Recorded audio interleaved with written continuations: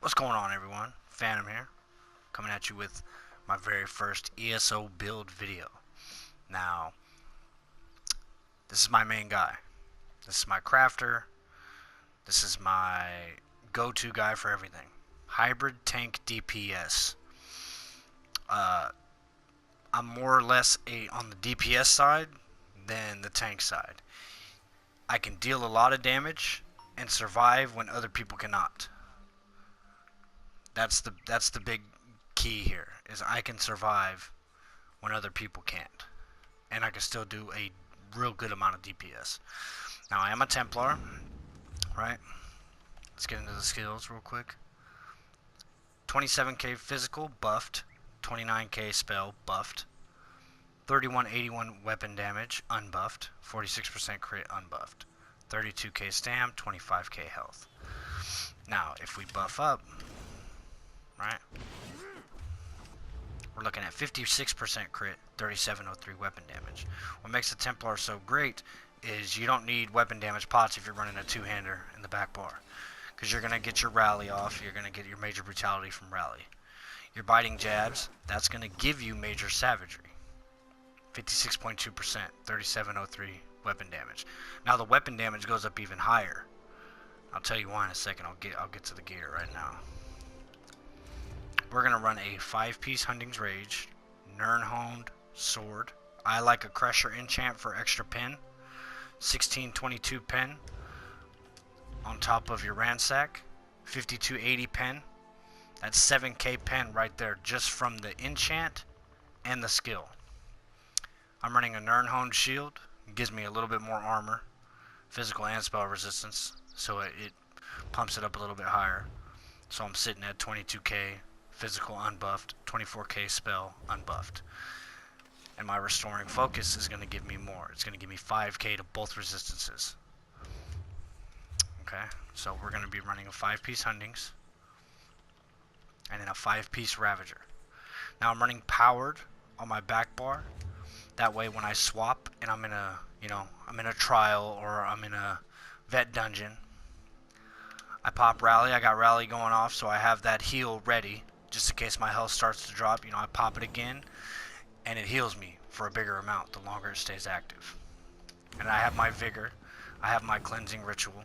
This is going to deal a little bit of damage. You don't have a lot of magicka, but it's going to deal a decent amount of damage. It's a DOT, and it also heals you. And it also gives you the mending. I believe it's minor. I think it is minor.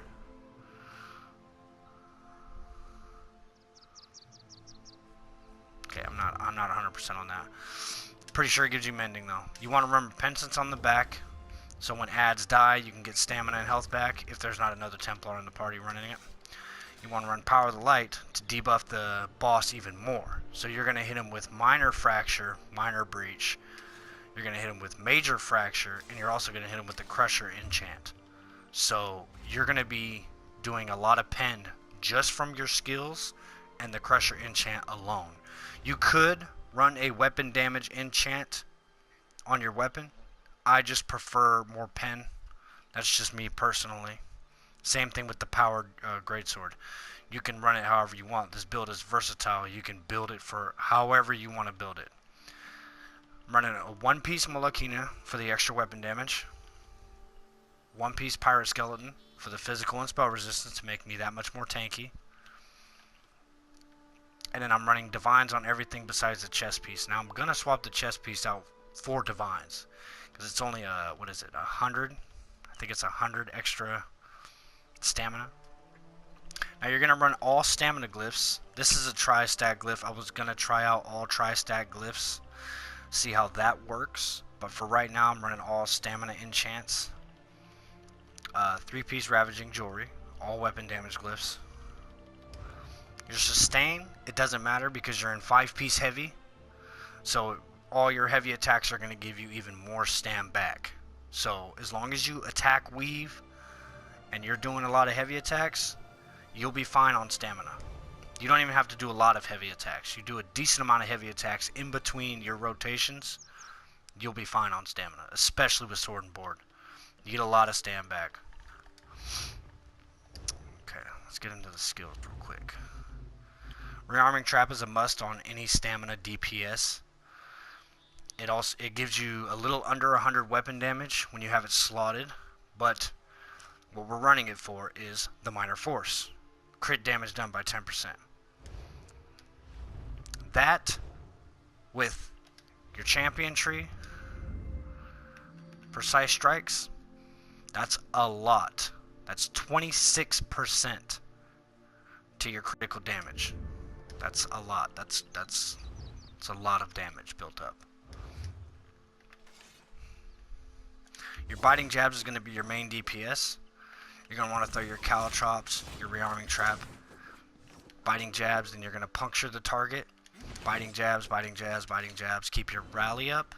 Keep your cleansing ritual activated. This build is built to not use too much stamina. Okay? Like these are costly, but they sit, right? Those sit for a while. So when you're doing your puncture's not going to cost that much. Your ransack, excuse me. You want to morph it to ransack because it gives you that minor resolve. Gives you a little bit extra physical resistance. Makes you that much more tanky. It's only costing you $13.95. 7641 physical damage. That thing crits for like 15, 16k. So it's very good. Very good. You're going to want Restoring Focus because it gives you major ward, major resolve. Gives you that 5k to your physical and your spell resistance. But it also gives you 8% healing received. And 8% damage mitigation. This is probably one of my favorite moves in game. Just because it gives you so much. It gives you so much. It's a great ability on a Templar. It's beautiful. I love it. For the ult, you're going to run Flawless Dawnbreaker. Why Flawless? Because while you have it slotted, you get 5% to your weapon damage. So you're getting 5% here from your rearming trap. Let's go down to Fighters Guild. From your rearming trap, you're getting 3% from rearming, and then you're getting an extra 3% from Flawless Dawnbreaker. So you're getting 6% from your Slayer passives alone, just by having rearming and Flawless Dawnbreaker slotted on your front bar. And if you have Flawless, that's an extra 5%. So you're getting a total of 11% weapon damage increase just from having Flawless and rearming on your front bar. Now I am an orc. This is strictly for the max stats. And Swift Warrior. Now, melee attacks, I'm not sure if that counts for your biting jabs. I'm not 100%, but I know for a fact biting jabs procs Ravager, the 5-piece. When you deal melee damage, you have 8% chance to increase your weapon damage by 637 for 10 seconds. This effect can occur once every 10 seconds. So it's basically 100% uptime. There's no cooldown. Now, if you're attack weaving, right, you set up your dots, hit that puncture, and then you're attack weaving into your biting jabs a couple of times, you're proccing Ravager 100%. 100%, you're proccing it. I've done it before with just biting jabs, and it procs. So I know for an absolute fact that it procs. Ravager procs off of biting jabs, 100%. That's an extra 637 piled on top of 3703. You're looking at about 4,400 weapon damage just off Ravager proccing and your major brutality alone. 4,400 weapon damage with 56% crit on a sword and board. That's pretty nasty. On top of 27k physical, 28k physical when you hit ransack, 29k spell. So this build is very versatile. It can do a lot of things. It can tank. It can do a little bit of healing, right? Heal yourself, also your party, because your greatsword is powered, right? Your greatsword's powered, so your healing done is increased by 9%.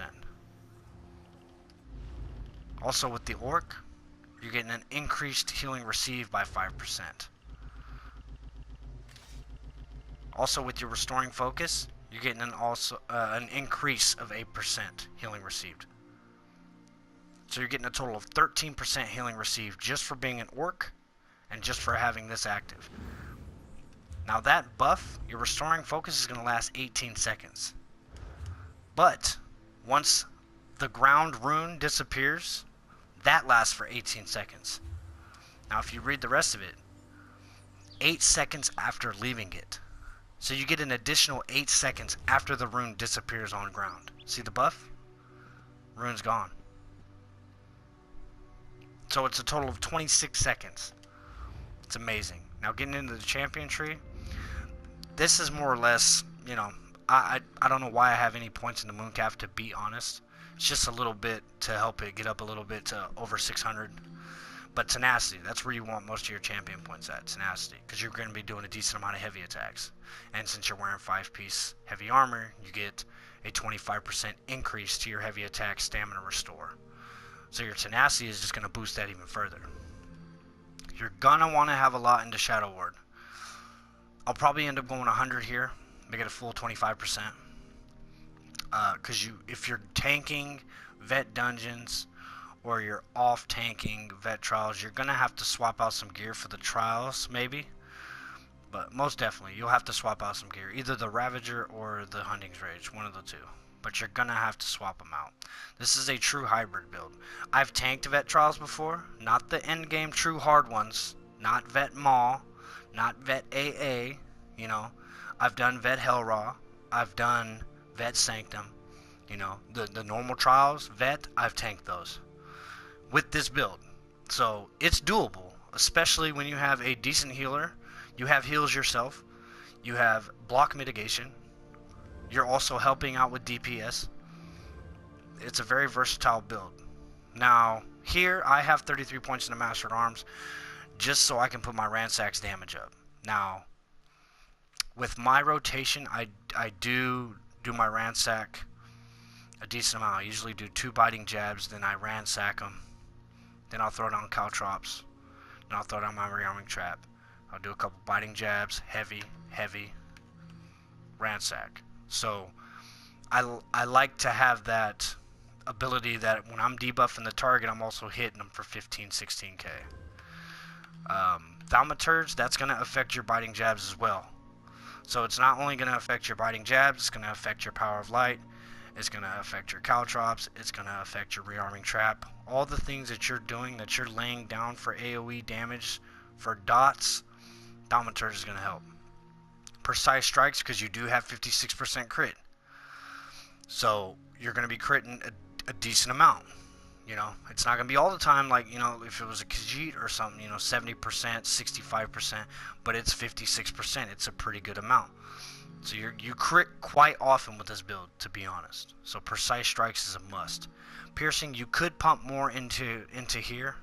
You're getting about 10 with everything that you're doing with your skills, and with 2k into piercing, you're looking at about 10k puncture. So the 10k puncture it's pretty good, to be honest. You could go for more. It's all personal preference. You could go for more. I am not max CP, by the way. I believe I'm 580, close, but not maxed. Mighty, to be honest, you're gonna need points in the Mighty regardless. You know, I would say take that up to 50, but the diminished returns on Mighty is insane. Like I'm sitting at 37 Mighty with only 9%. And in precise strikes, I'm at 40. 3 points higher, and I'm at 16%. It's almost double. So it's like the diminished returns for Mighty is insane. I run a 41 into Ironclad, just, you know, direct damage taken reduced. Thick-skinned, DOT damage taken reduced. Elemental Defender for all elementals, and well, not all elementals, for Flame, Frost, Shock, and Magic, 11% reduction. Physical Poison Disease, 11%. And then we're looking at a little bit into quick recovery. I might put 20 into quick recovery, just because it's more healing received on a Templar with your restoring focus, with you being an orc, with quick recovery. You're getting a lot of healing received, so it helps you stay alive quite a bit. But you're going to want some points in tenacity, 100%, because you're going to be doing a lot of heavy attacks because you're sword and board, you know. You're going to be blocking, you're going to need the heavy to get some stam back if you're tanking a vet dungeon. You know, all these things apply.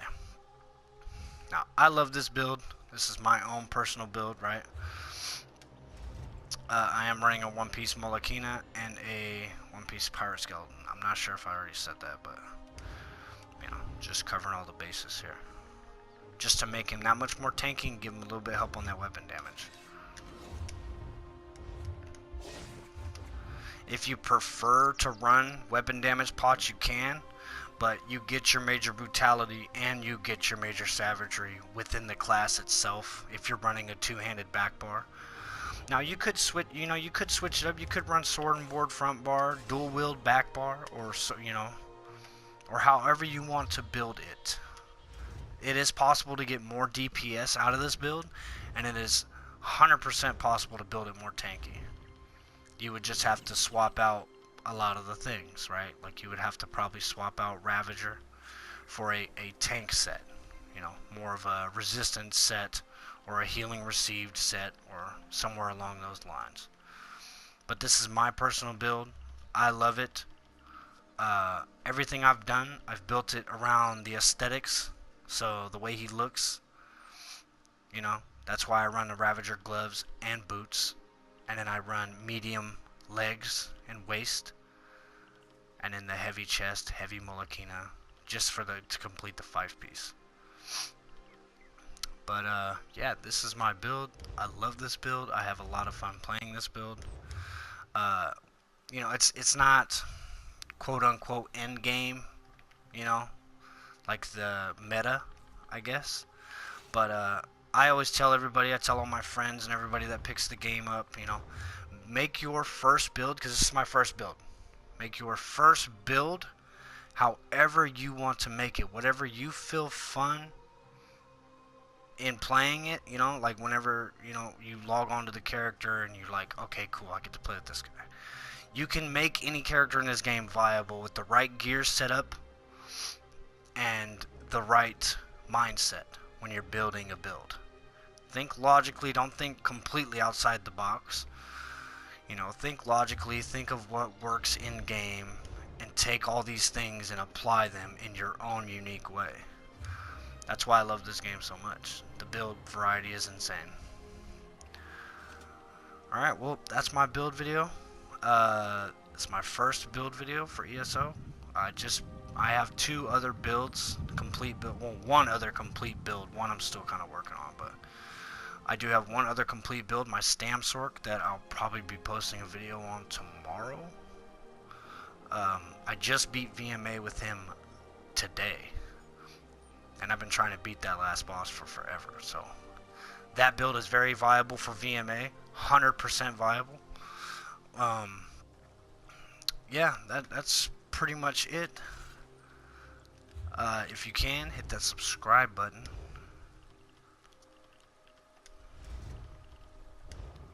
And I'll see you guys in the next one.